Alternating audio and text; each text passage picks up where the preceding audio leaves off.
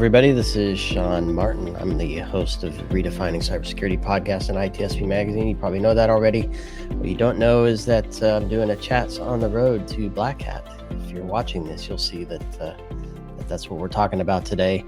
And it's a chance for myself and Marco, when he joins me, to kind of get a glimpse into what's happening at the event and other things around Hacker Summer Camp that week.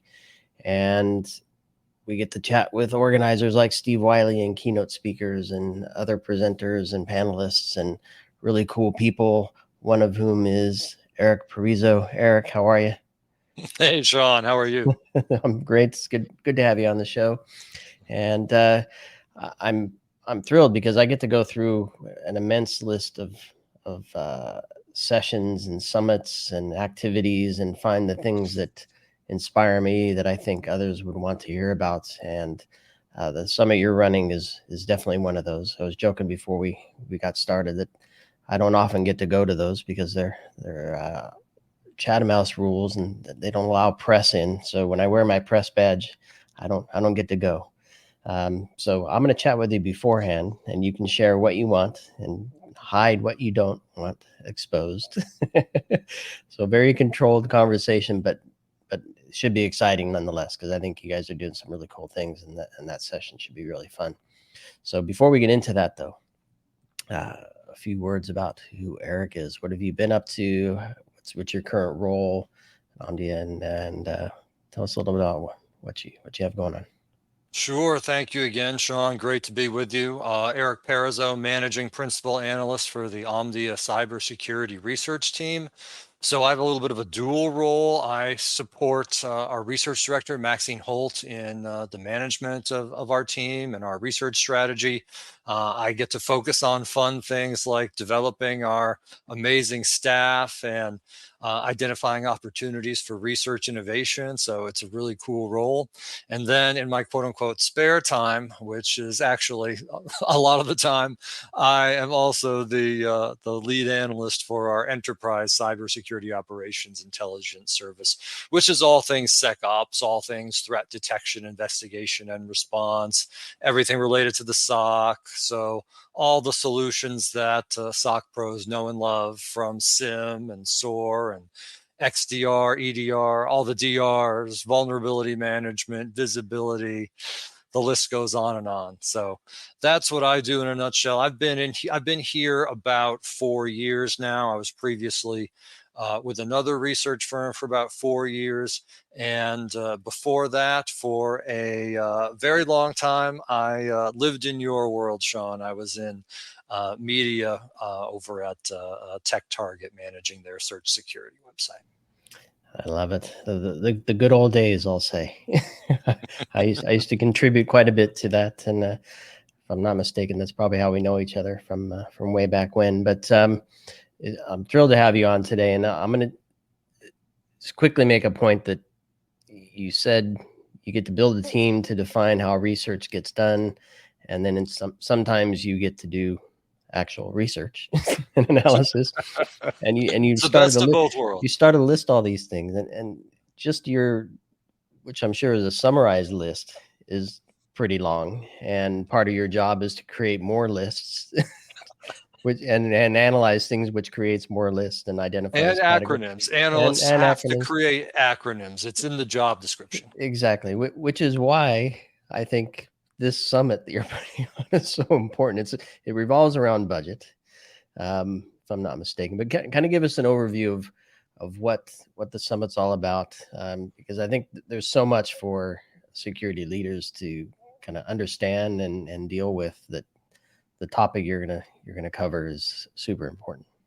Yeah, we're really excited about it. It's the third annual Omdia Analyst Summit at Black Hat USA. It's taking place Tuesday, August 8th. It's an all-day event at Mandalay Bay.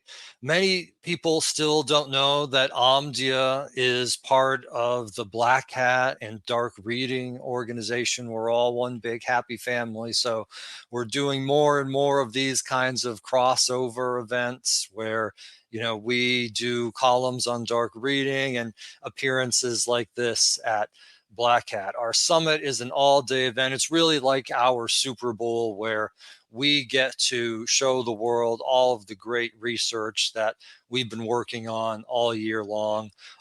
Just about our entire research team is going to be there, about a dozen of us now. We just keep growing.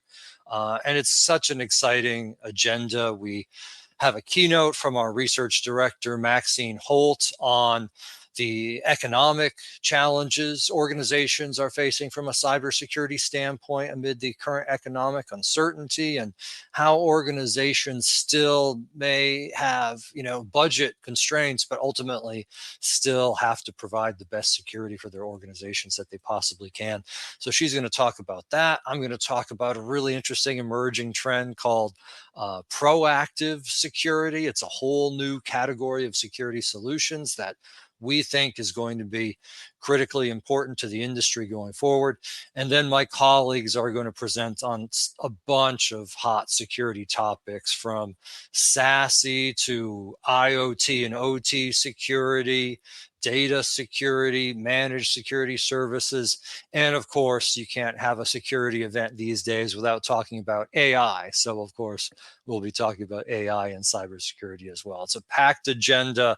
We're really excited for it next week.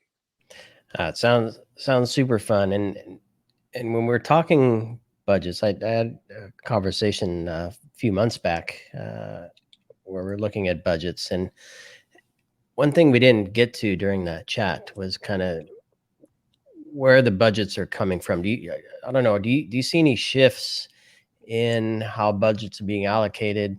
Are they still contained within a cybersecurity group, or is there crossover into some of the other categories? Like we see the merge of developers and operations and security for DevSecOps. And do you see any shifts like that are changing the way organizations think about their budget and how they fund things, and how perhaps even how the teams get fleshed out then?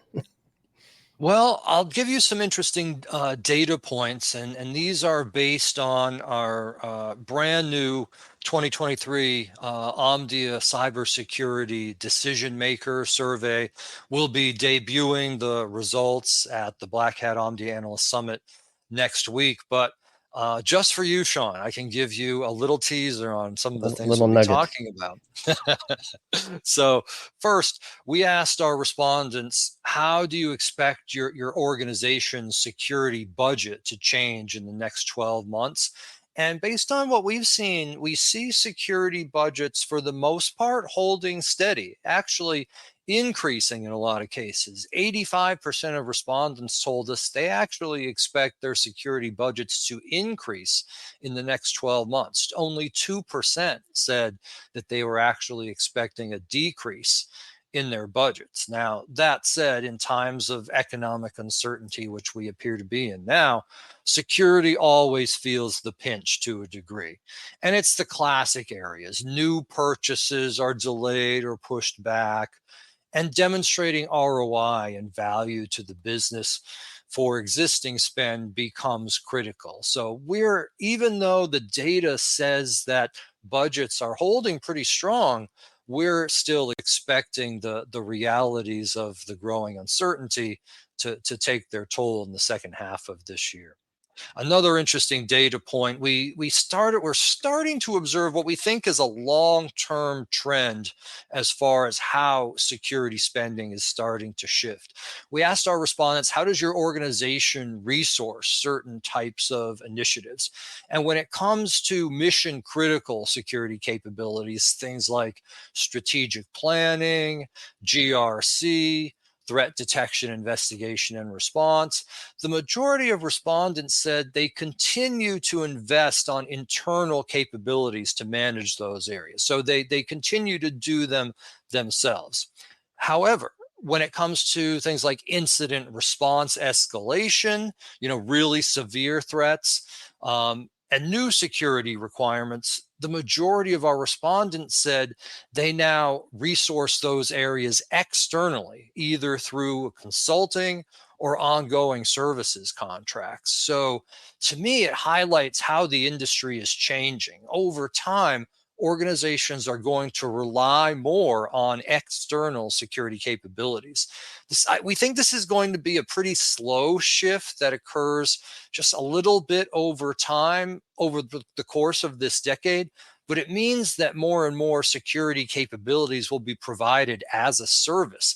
Hence, managed security services providers will only grow in importance, both to enterprises and as a revenue source for solution vendors. And also speaks to why managed threat detection and response specifically is so hot right now, which is another topic that my colleagues Adam Etherington and Jonathan Ong will be covering for us next week at the Omdia Analyst Summit.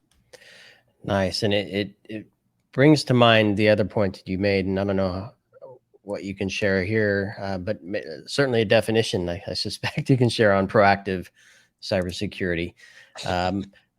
When I hear that term, I immediately go to a point that I often or almost always make during my show, is that if we could actually just define the way we build stuff differently, we can reduce exposure, minimize risk, and perhaps even reduce the effort and workload for the security team. A good example is if there's a system that's constantly vulnerable because of lack of patches that need to be updated all the time, and your team is spending hours and hours updating that, perhaps there's a way to change that system out to be something different so you're not wasting patching time.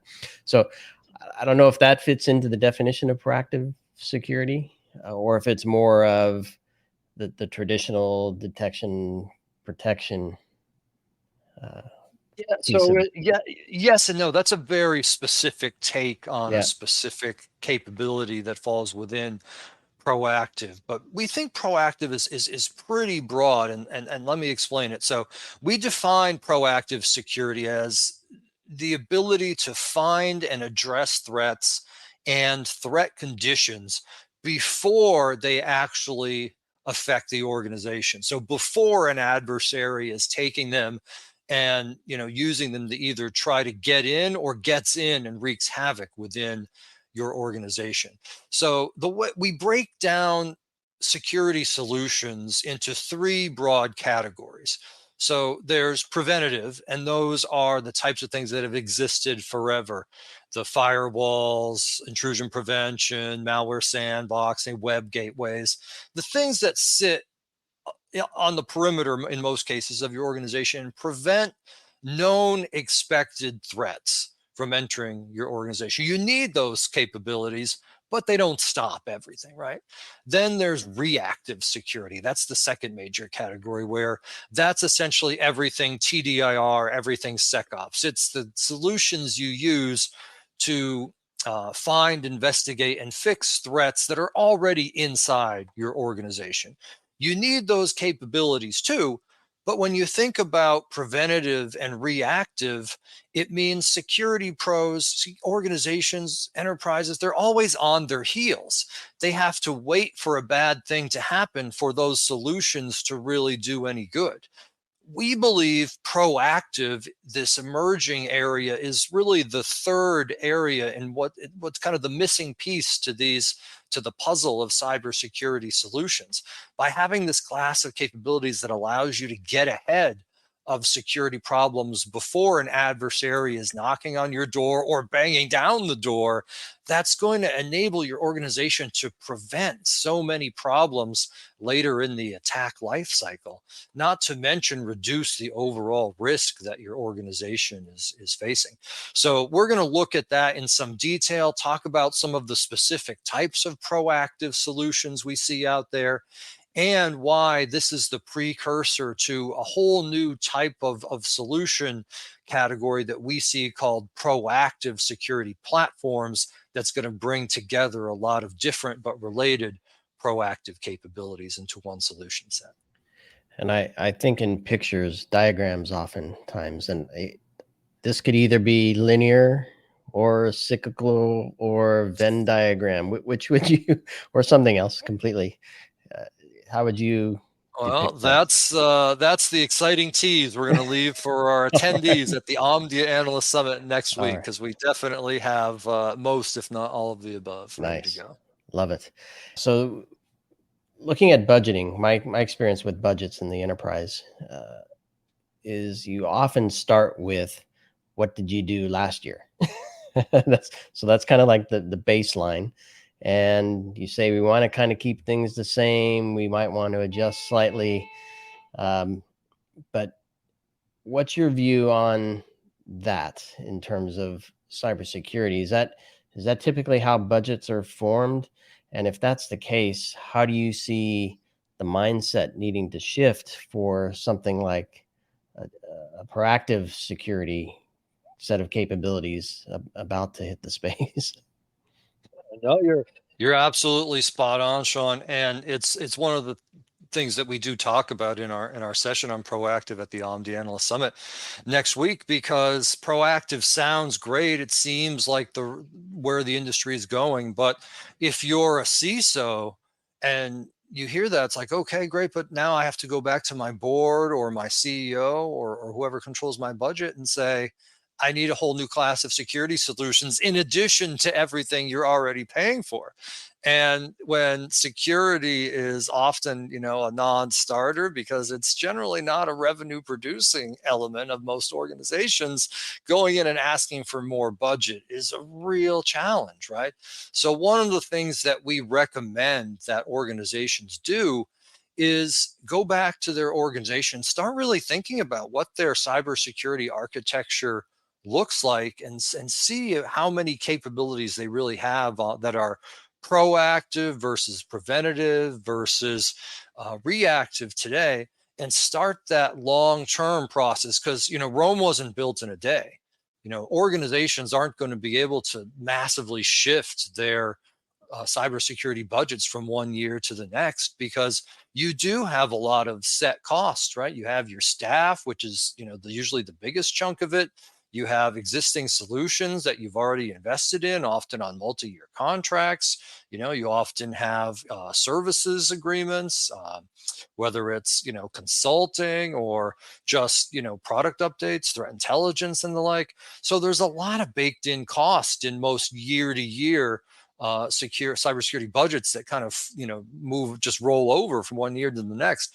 So we're advocating just start the process of thinking about it from a budget allocations perspective, and see how in the next few years you can start working to allocate more budget toward proactive, because ultimately we strongly believe that's where organizations are going to want to start moving significant amounts of spending. Just because, would you rather have solutions that stop threats at your door, help you find the threats that are inside, or preventing the threats from getting to you in the first place? So we're thinking that's an equation that's going to start shifting.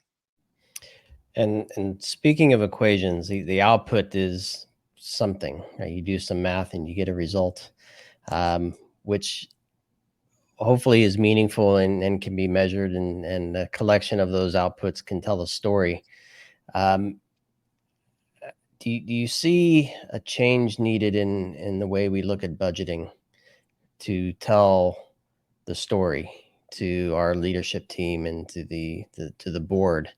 And does, again, proactive and some of your findings and the research you did say something needs to change on that front as well?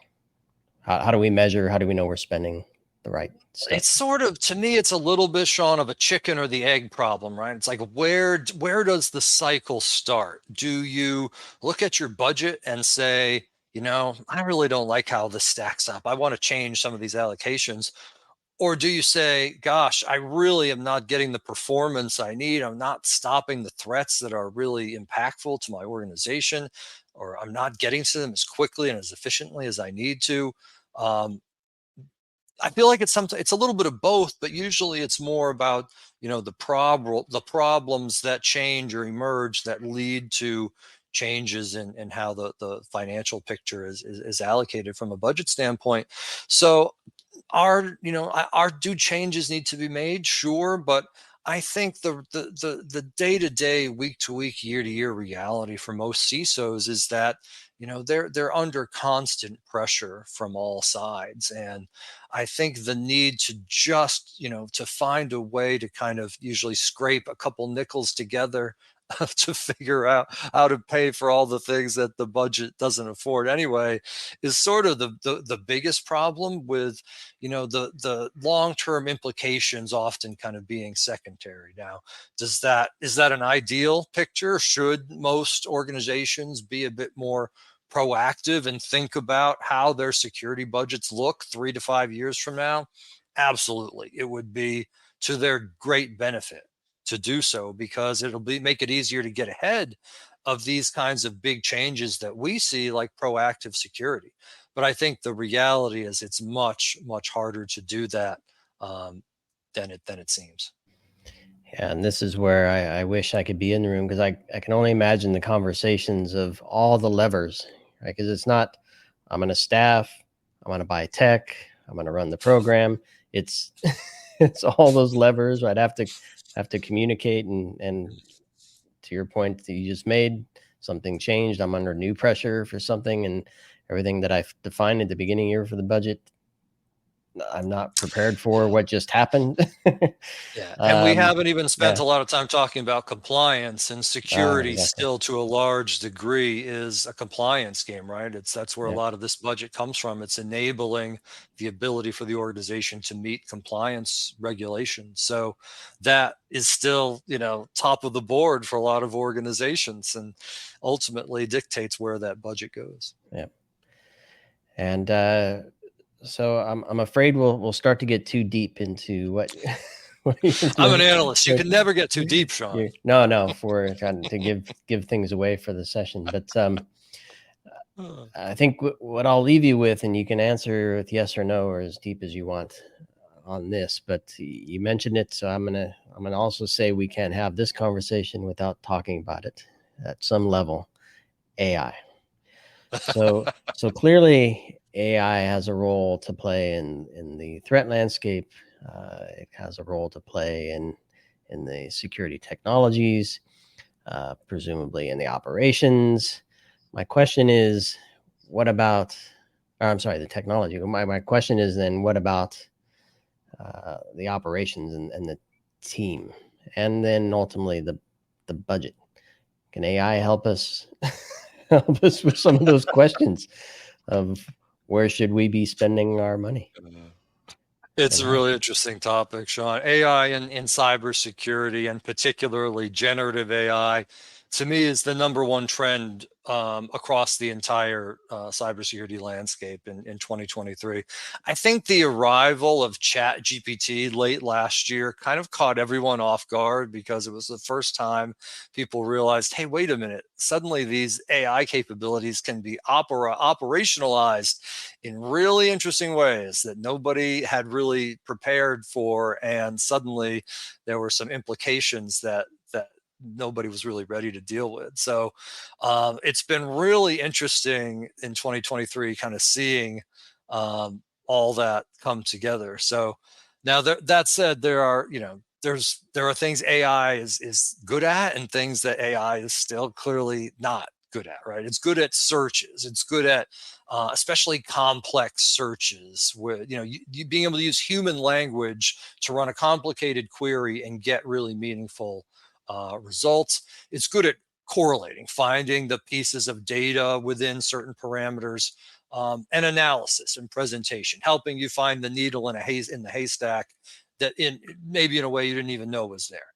But it's still not so good at things like automation and creativity, and definitely not at replacing how a human thinks, or the value that a flesh and blood human provides. So it's still early days, but we think a lot of organizations of all types should be um, thinking now, getting prepared for the coming implications of AI and cybersecurity. My colleagues Kurt Franklin and Kiki Borodé will cover that at the Omdia Analyst Summit at Black Hat next week. For now, I think we're only starting to see how AI is going to impact the cybersecurity industry. I'm more In the short term, frankly, I'm more concerned about it from an adversarial standpoint. I'm really worried about what attackers will be able to do when suddenly they have, the AI at their disposal to determine all the different possible avenues of attack and ways of attack relating to a new vulnerability they may have discovered. So I think there's going to be a lot of chaos in that regard in the short term. In the long term, I do see AI providing a lot of value, but I think it will primarily be in the context of most of the existing cybersecurity solutions we see today. So, for instance, again, I cover SecOps primarily. So I think you'll see AI have a pretty significant impact in solutions that help enterprises manage the TDIR lifecycle, threat detection, investigation, and response. Being able to more use AI to kind of conduct an investigation or orchestrate that initial part of the response where a certain type of threat comes in and the AI can automatically tell you, oh, this puts these certain types of endpoints at risk, let's put these mitigations in place to ensure that this threat doesn't become a problem until you can fully mitigate it. Things like that will increasingly be common within the context of security solutions. Are we eventually going to see kind of the massive, AI platform that does everything for you? Maybe someday, but I don't think it's on the horizon anytime soon. Yeah, and the possibilities are limitless, it seems. As you're talking about some scenarios, I was thinking of 2 or 3 more. Not that I wasn't listening, but thinking of 2 or 3 more that could easily surface as really cool capabilities to help those teams. You covered one that I thought was really cool. Depending on what you're seeing, what controls or compensating controls or mitigations can you put in place to, again, prevent it from happening the next time. Yeah, I mentioned that just because it's a pain point for many organizations still, right? You can detect threats, you can investigate them, but then figuring out, okay, what do I do? How do I actually stop this threat and fix it from being an impact to my organization? That's still where a lot of organizations fall down. So it's certainly the kind of thing that AI can really help with. Yep. And the other one that comes to mind is that, back to the budgeting, given this set of parameters and levers that I've pulled, what story do I need to tell my team, my executive team, for what it is and why I need it? So sometimes it may be hard. It's a great point too. We're going to see it there have an impact there as well in terms of being able to produce, you're using the same data to have AI automatically produce a report that helps your SecOps team understand the threat, but also help your CEO understand what the impact is to the business. Yep. That's going to be powerful too. Yep. Lots of stuff to think about. And I get to talk about it, which is cool. You have to do all the crunching, which I think is cool too, but at a different level. They let me talk about it a little bit too. I got the Omdia Analyst Summit at Black Hat next week. That's right. Remind us when that is, Eric. It's next week as part of Black Hat USA. It's taking place on Summit Day at Black Hat. So that's Tuesday, August 8th at Mandalay Bay. Nice one. Well, I appreciate you being on the show and giving us some insights and teasing us with a few nuggets.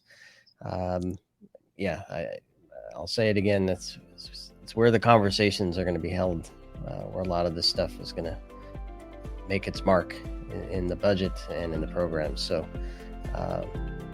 great to have you on, Eric. Hopefully everybody enjoys the summit, enjoys the conference, and of course we'll link to the summit. I don't know what the registration status is, but at least they can learn about it and connect with you.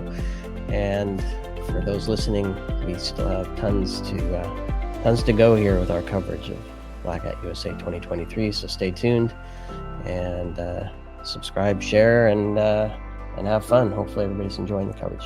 Thanks again, Eric. Thanks, Sean. Take care.